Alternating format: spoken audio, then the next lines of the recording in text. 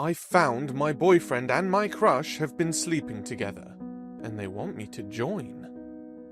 Help! My boyfriend and my crush want me to watch them hook up. You ever open a door and know instantly that you've messed up? Like, not a slow realization, not a gentle dawning of, oops, I probably shouldn't be here, but an immediate, full-body slap of, oh my god, what the actual hell? Yeah, that was me. Last night, 8:47 p.m. to be exact. I came home early. That was my first mistake. The second was not knocking. The third?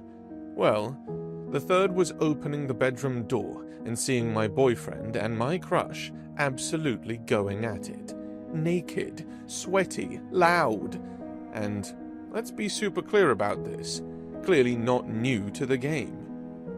There was a second, maybe two, where no one noticed me. Liam and James were in a compromising position. I stood there frozen, keys still in hand, and my heart just stopped. Then James opened his eyes and smiled. Not in a shit, we're caught kind of way. Not guilty, not scared. He looked straight at me, green eyes glittering, and gave me this slow, lazy smirk like I'd just walked into a surprise party. And Liam, sweet, soft-spoken, color-coded calendar Liam, turned around and actually said, "Babe, we were just thinking about you." What the hell?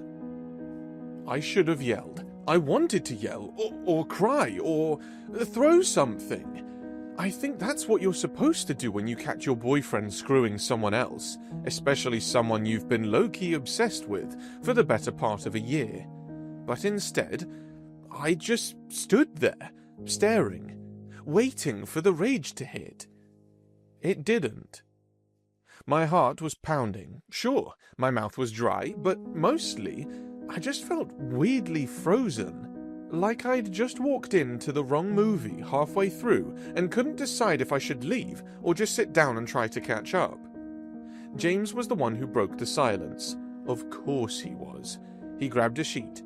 "Too late, buddy, the damage was done," and looked at me with this calm, unreadable face, like he was the one who'd been interrupted. "Okay," he said slowly. "So that's not how we wanted this to go." Liam, still half-dressed and red in the face, scrambled off the bed like he remembered I existed. "Ollie, wait, can we please just talk?" I laughed, like actually laughed. It came out sharp and ugly and louder than I meant. "You want to talk? You think now is a great time for a chat?" "I know how it looks," Liam said. "It looks like you've been screwing my crush behind my back." Silence. One beat. Then James looked at me and said, straight-faced, "Ah, crush." I blinked, and that's when everything started to tilt sideways. Wait. What? Liam stepped closer, hands out like I was a wild animal that might bolt. "We weren't hiding this to betray you, I swear. We just didn't know how to bring it up." "How to bring up what?" "That we both like you." "That we both like you," James said, calm, casual, as if we were discussing pizza toppings. "You're already dating me," I said to Liam, voice cracking. "Yeah, but it's new," he said quickly. "It's casual, right? We haven't even talked about being exclusive. I didn't want to scare you off." And he wasn't wrong. We'd only been seeing each other for a couple of months. Nothing official, no labels. I liked him. He liked me. We vibed. It was safe, comfortable, easy. And in the background, like a screensaver I couldn't turn off, was James. Beautiful, impossible James, who flirted like it was breathing, and touched me just a little too long every time we hugged. I thought he was untouchable, out of reach. Liam's friend first, mine second. The kind of guy you daydream about when you're lonely, not someone who actually looks back. But apparently, he had. "We were going to tell you," Liam said, eyes wide and desperate. We wanted to ask you to join. All three of us. For real. You want me to be in a what? A threesome? James laughed. More like a throuple, but the fun kind. My brain short-circuited because I was pissed. I should have been pissed. But somewhere beneath the shock and confusion and all the messy, tangled feelings I hadn't named yet, there was something else. A low, warm thrum in my chest, something that felt dangerously close to wanting this, which was stupid, which was crazy, which was why, instead of screaming or storming out or doing literally anything rational, I just stood there, looking between them and said, "What does that even mean?" And James, cool, cocky, shirtless James, smiled again. "It means we want you, Oliver. Both of us." And for the first time in my life, I had no idea whether I was about to make the worst mistake ever, or the best one. I didn't slam the door. I didn't scream or break anything or cry in the shower with all my clothes on like some tragic movie montage. Instead, I walked out of the bedroom, calmly, too calmly, grabbed my bag, and made a beeline for the couch. And that's where I stayed. No one chased after me. That was the worst part. The apartment was quiet now. Too quiet. Like they were giving me space, or maybe just didn't know what the hell to say. I could hear the occasional whisper from the bedroom, James's low voice, Liam murmuring something back, the same voices that had been moaning 20 minutes ago, the same voices that had wrecked me without even meaning to. I stared at the ceiling, my whole body buzzing with leftover adrenaline, like my nerves hadn't gotten the memo that the bomb already went off. I kept replaying it, over and over, the way James looked up mid-hookup, like he'd expected me there. The way Liam said, "We were just talking about you," like this was a conversation, not a fucking betrayal. And what haunted me most, that deep, awful ache in my chest that didn't feel like rage. It felt like jealousy. I hated that. I hated that. Because the truth, I hadn't really thought of Liam and me as serious. Not yet. We were new, casual, two guys who liked each other, hooked up sometimes, shared coffee and bad reality TV. It was easy, fun, no pressure, and I liked it that way, until tonight blew a hole in the middle of it. And James? James was never supposed to be real. He was the crush, the untouchable one, tall and beautiful and always laughing too loud, touching me just a second too long, giving me those stupid teasing looks that made my stomach flip. I'd wanted him. God, I'd wanted him. But only in that vague, daydreamy way you want someone who flirts with everyone. I never thought he meant it. Now, I knew he did. And he and Liam had been sneaking around, not because they didn't care, but because they did. Because they were trying to figure out how to invite me in. It was supposed to make it better. Instead, it made it worse, because now I don't know if I was angry, or if I just felt left out. The bedroom door cracked open. Footsteps padded softly across the carpet. "Hey," Liam's voice said, tentative, gentle, like I was a skittish animal. I didn't answer. He sat on the edge of the couch, just out of reach. "I know this is a lot." That made me laugh, dry, humorless. "Oh, do you?" He winced. "We didn't mean to hurt you, but you did." Silence. "I thought we were—" I started, then stopped. "I thought something was happening between us." "There is," he said. "There was. There is." I turned to face him finally. "Then why didn't you tell me?" He ran a hand through his hair. "Because I didn't know if you'd want this. I didn't know if it would scare you off, or if you'd hate me, or James, or both." I sighed. "So instead you just decided for me?" Liam looked wrecked, like he'd been crying, or wanted to. And for a second, I hated how much I still wanted to touch him, even now, even after all this. "We were stupid," he said quietly. "We weren't trying to push you out. We were trying to figure out how to pull you in." I didn't have an answer for that. He sat with me for a few more minutes, then stood up slowly. "If you want me to sleep out here with you, I will." I shook my head. "No, just go." He lingered in the doorway. "Oliver?" "What?" "I still want you. That hasn't changed." And then he was gone. I curled deeper into the blanket, shoved my face into the pillow, and whispered the thing I couldn't say out loud. "I think I still want you too." 2 days later, we sat down to discuss boundaries, James called it, the relationship town hall. Liam made coffee. I mostly just tried not to hyperventilate. "So," James said, legs crossed, mug in hand. "What do you want, Oliver?" I blinked. "I don't know." Liam reached for my hand, hesitated, then set his own flat on the table between us. "It's okay if you're not sure," he said. "We're not asking for a discussion. We're just trying to be honest." I hated how much I liked the sound of that. I hated that James was watching me with those stupid green eyes, like he already knew exactly what I was feeling. I told them I was hurt.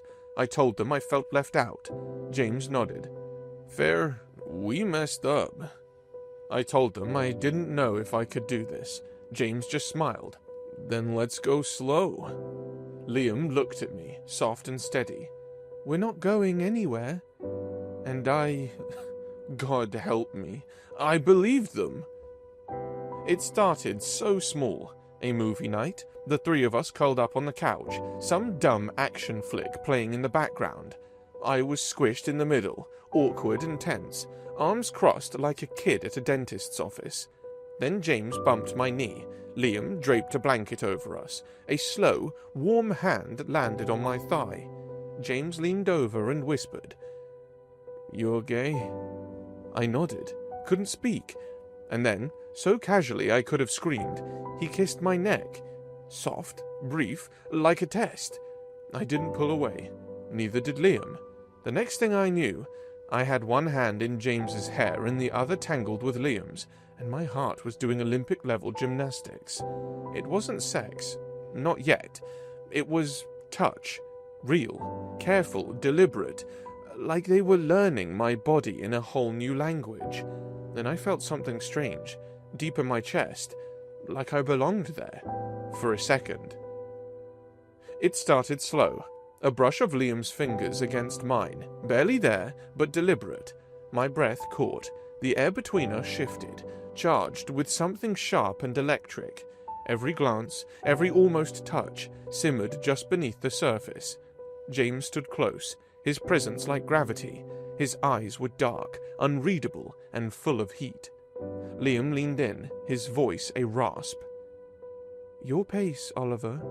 We follow you." I nodded, but the rest of me had already decided. His lips hovered near mine, close enough to feel, not enough to taste. The restraint made my skin burn. Then he kissed me. Soft, testing. But when I kissed back, he deepened it. Hand firm on my neck, pulling me in like he'd been starving. James's breath hit my ear. His lips brushed my neck, slow, warm, sure. I gasped. His hand skimmed down my arm to my waist, gripping tight. He didn't ask. He just moved like he knew what I needed. I was caught. Liam in front of me, James behind. Their hands finding skin, mouths finding places that made me ache. I couldn't think. I didn't want to. Shirts were pulled away, tossed. James's mouth met mine, hungry and hot, while Liam's lips trailed fire down my chest. Their hands moved with purpose, touching, teasing, discovering. Everything about it was careful, but not hesitant. They weren't just exploring my body. They were learning me, wanting me, and I wanted them just as bad. It was intense. Bodies pressed tight, breath stolen, rhythm building. But it wasn't just about heat. It was deeper than that. It was us finally giving in, trusting it, trusting each other. And in the middle of all that heat, all that wanting, I felt something settle deep inside me. This was right. This was ours. This was home. The crash came a week later. They went out without me. A quick drink after work, no big deal, until I saw the Instagram story. Liam laughing into James's neck. James with his arm slung around Liam's waist. No caption, just vibes.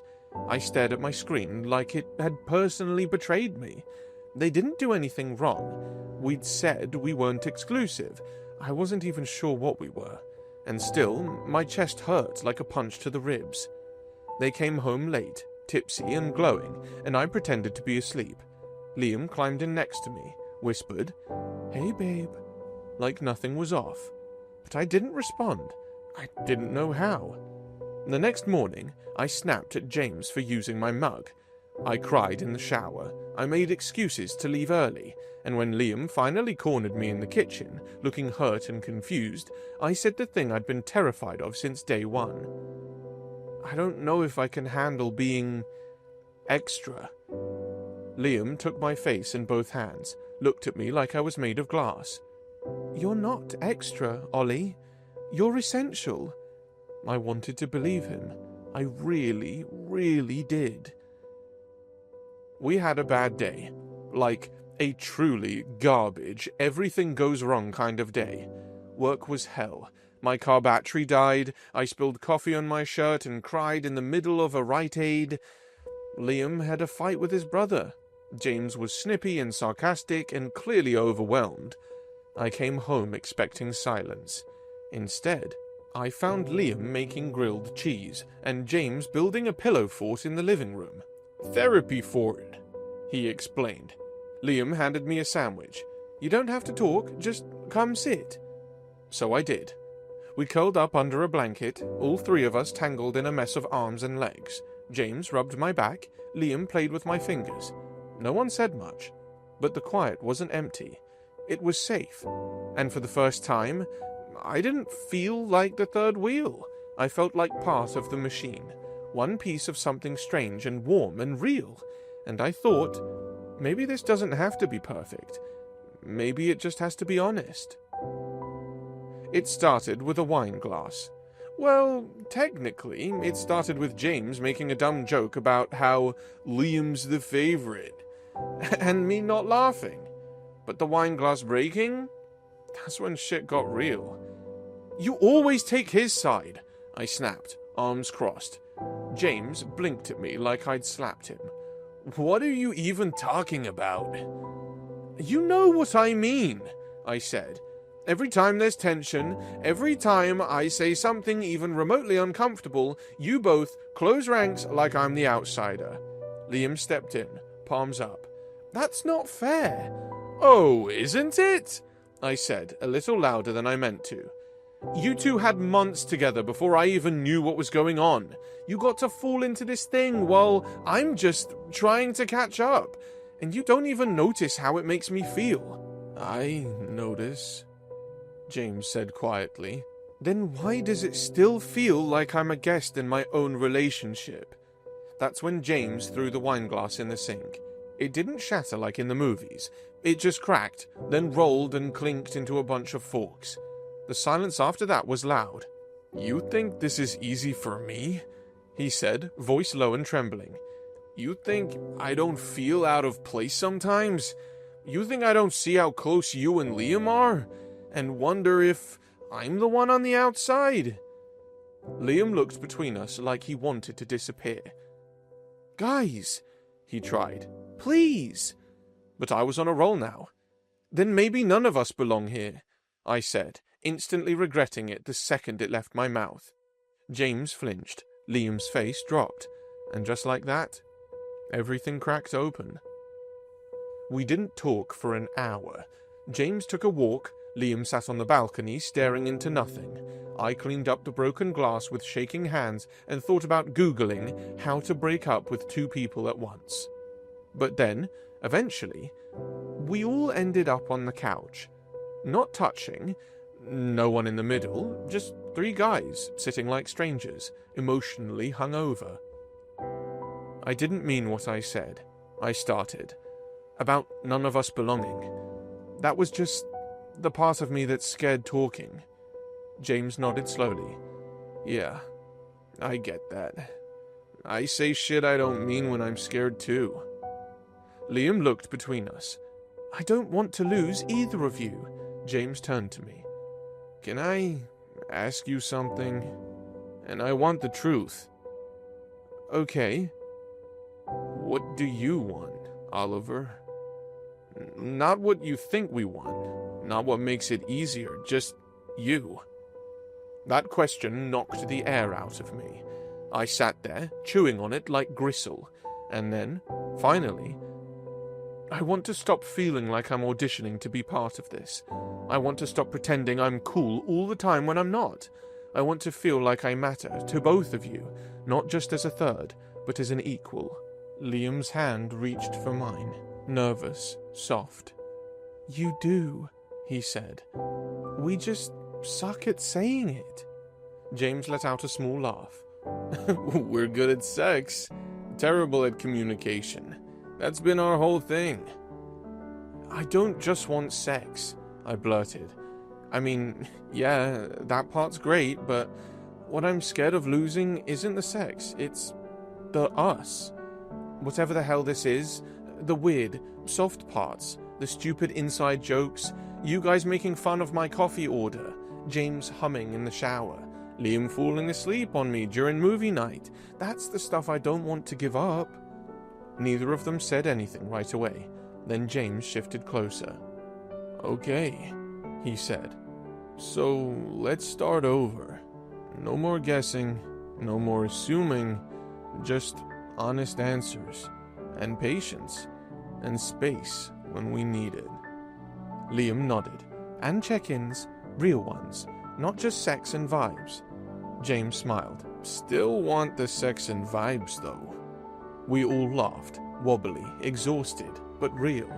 Then James leaned his head on my shoulder. Liam curled into my side, and just like that, for the first time in weeks, I felt something that wasn't fear or jealousy or confusion. I felt safe. Not perfect, not fixed, but maybe, finally, ours. Things had finally started to make sense, like really click. No awkward pauses, no silent overthinking, just us. Me, Liam and James, moving around each other like a rhythm we'd finally learned. Dinners that turned into movie nights that turned into sleepy pile-ups on the couch. Stupid inside jokes that only made sense to us. James stealing my hoodies. Liam humming in the shower while I brushed my teeth. It felt easy. Safe. For the first time in a long time, I wasn't waiting for the other shoe to drop. Then Jenna, my best friend, found out. We were sitting across from each other at that overpriced brunch place she loved. The one with the yellow cushions and the menu that thinks adding artisan in front of everything makes it worth $6 extra. She was already halfway through her mimosa when her face was tight. So, she said, not looking at me. You, Liam, and James. Just like that, I blinked. You heard? She let out a breath. You didn't think I would? I wasn't hiding it, I said. I didn't know how to explain it yet. You could have tried. I nodded, because she was right. I could have, but I didn't, because I'd been scared, and because things were good, and I didn't want to invite judgment into something that finally felt light. She stirred her drink with the little metal straw. So, what? You're all dating? Like, properly? I smiled a little. Yeah, it's new, weird sometimes, but it works. She laughed, not in a funny way. Okay, so what happens when it doesn't work? My stomach twisted. What's that supposed to mean? Oliver, come on, she said, finally looking me dead in the eye. You think this is sustainable? You think 3 people can really be in a relationship without someone getting pushed out? I didn't answer, because that was exactly the fear that still woke me up at 3 a.m. sometimes. I'm not judging, she added quickly. I'm just being real with you. I mean, is it actually love, or are you just caught up in the novelty of it? The word novelty hit like a slap. I care about them, I said. Both of them. Do they care about you? She asked, voice deeper now. Or are you just the thing that makes it feel more exciting for them? I stared at her, blinking too fast. I didn't come here to get interrogated, I muttered. No, she said. You came here to avoid hearing something that might actually be true. That part stuck with me. Even hours later, after I left early and ignored the dozen unread texts from Liam and James asking where I was, that sentence played on loop in my head. You came here to avoid hearing something that might actually be true. And suddenly, all the little things that had felt soft and warm the past few weeks started to look like cracks. Was James kissing me just to make Liam jealous? Was Liam holding my hand because he loved me, or because it kept the peace? Was I just the glue between their love story? I didn't bring it up right away. I didn't want to ruin the calm, but I could feel myself pulling back. I stopped reaching for their hands first. I answered texts with emojis instead of real words. I stopped sleeping over and blamed a busy week, even though they both knew I wasn't working. They didn't push, but they saw it. And the worst part?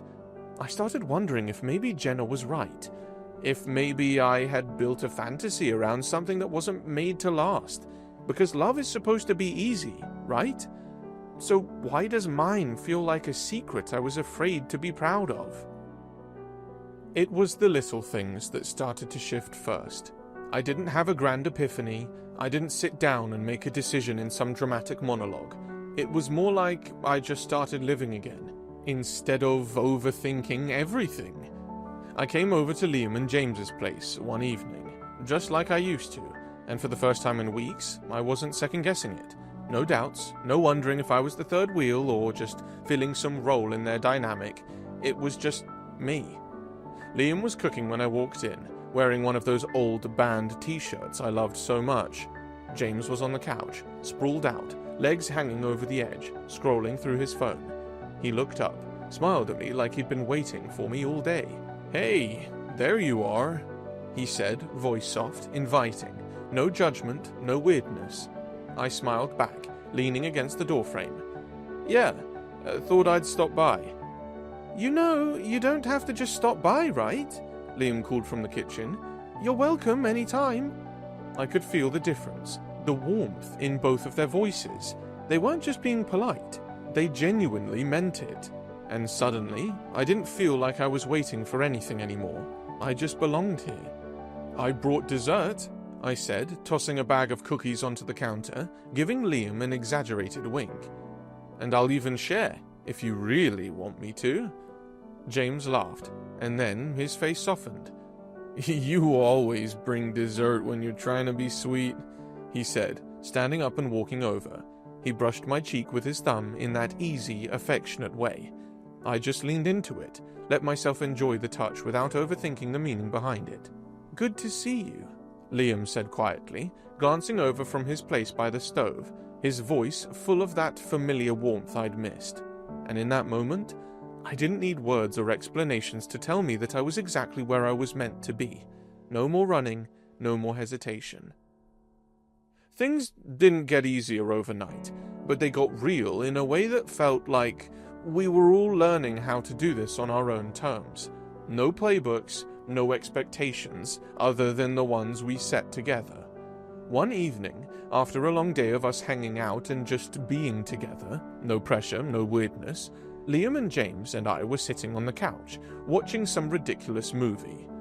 I was between them again, James's arm across my shoulders, Liam with his hand resting on my knee, and for the first time in forever, I wasn't wondering about the limits or boundaries. I wasn't scanning their faces for any sign of jealousy or unease. Instead, I felt calm, sure, happy. "Hey," I said quietly, breaking the silence. "I know things have been kind of messy, but I think we're finally getting the hang of this, huh?" James looked at me, raising an eyebrow. You think so? Yeah, I said, nodding. I think we're figuring it out. Slowly, but we're figuring it out. Liam turned to me, his face soft. We are, but if something doesn't feel right, you have to tell us, okay? I smiled. I know, and I'll tell you if I need to, but right now, it feels good. It feels like we're finally building something we want, something real. There was this quiet understanding that passed between all of us, as if we were finally speaking the same language, not just physically, but emotionally. And in that moment, I realized this wasn't a compromise anymore. It wasn't just me making do. We had all made a choice to be here, together, and that was enough. And it didn't happen with fireworks or a big speech. It happened when I realized something simple, sitting there with James's head on my lap and Liam curled up beside me. I think I'm falling in love with both of you, I said, my voice barely above a whisper. James looked up at me, that familiar smirk tugging at his lips. Think? I laughed because I knew. I knew. Okay, I'm definitely falling in love with both of you, and I'm good with that. Liam squeezed my hand, his fingers warm against mine. We're good with it too. And for the first time, I didn't feel like I had to prove anything to anyone. I didn't feel like I was the one scrambling to hold things together. I felt held, loved, just as much as I was loving them. You're not the third wheel, Oliver, Liam added, his voice soft but certain. You're not a backup. You're not something we're just figuring out. You're exactly what we want, exactly where we need you. And for the first time, I believed it. I wasn't here because I was filling a role. I was here because they wanted me, just as much as I wanted them. This, us, wasn't a mistake. It wasn't some fleeting phase. It was something stronger than that. Something that didn't look like anyone else's relationship. And that was exactly what I needed. Later that night, after the movie had ended and we'd drifted into one of those long, easy conversations where everything felt natural and right, I realized something I hadn't been able to admit before. I didn't need to worry about the outside world anymore. I didn't need to question if this was real or not, because in that moment, the three of us, together, was real. And it felt more real than anything I'd ever known. I wasn't the outsider. I wasn't the add-on. I was part of a triangle, equal, wanted, loved. And for the first time in ages, I didn't feel like I was waiting for something to fall apart. I felt grounded, secure. Like the life we were building wasn't just mine, but ours. And that was enough. 2 years later, things are even better than I imagined. We've all settled into this new chapter, each of us growing in ways I never expected. Liam's working at a new job, a promotion he's been eyeing for months, and James has started his own small design studio. As for me, I'm halfway through grad school and loving it. We still spend our nights cooking together, even if Liam burns the pasta sometimes, or watching movies until we all fall asleep on the couch. There's a quiet comfort in knowing that we've made it through the hard stuff and come out stronger. And no matter what's ahead, we're in this together, more sure of us than ever. Have you ever been in love with two people at the same time? Thanks for watching. Consider subscribing to become a part of our Rainbow Force and stay wholesome.